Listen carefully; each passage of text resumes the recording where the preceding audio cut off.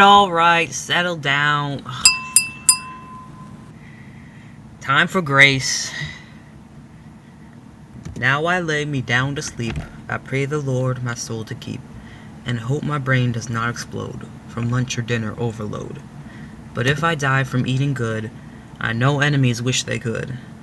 And every day I thank my God I was not born a cephalopod. Let's eat! Alright, this video is about... That's a lot of words to talk about cephalopods and their weird donut-shaped brains. Now, Cephalopoda is a class in the phylum Mollusca, which makes them close relatives of clams and mussels.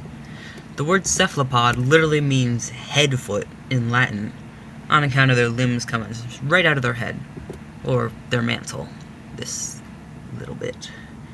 Really though, it's what's inside that noggin that makes cephalopods so interesting. Cephalopods, in general, but especially the octopus, are thought of as the most intelligent invertebrates on the planet. However, one glaring flaw in their body plan can put these fascinating brains out of commission.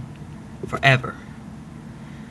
Now, here's a picture of a cephalopod's brain, or a few of them. Up close, they seem pretty similar to ours. Their neural systems, which are a centralized brain branching out into peripheral nervous system, have their own tentacle version of a cerebral cortex, thalamus, basal ganglia, midbrain, cerebellum, hypothalamus, and brainstem. By all accounts, it works the same as a human toddler's brain. But there is one gaping hole in this line of thought. Cephalopods' brains are donut-shaped, with their esophagus running right through the middle. When they eat a meal, their esophagus bulges out a little bit. But if the meal is too big, it'll stretch their esophagus and displace their brain, which could cause brain damage or death. Now, how did this happen? The earliest cephalopod thought to have a brain was a type of coleoid at the beginning of the Carboniferous period, though the brain was spherical. This brain brought an ability to plan, and it would have served a huge advantage. But, as over time, the brain got bigger. This increase in ridges would have had more room for neurons, meaning an increased brain capacity. Basically, bigger brain equals better survival. Since cephalopods don't have skulls in the way most vertebrates do, the only limit to the brain size was the flesh of the mantle itself.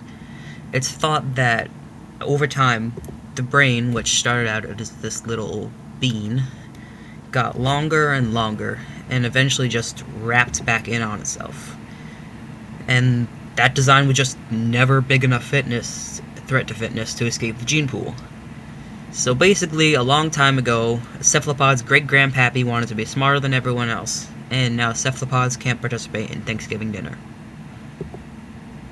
The end.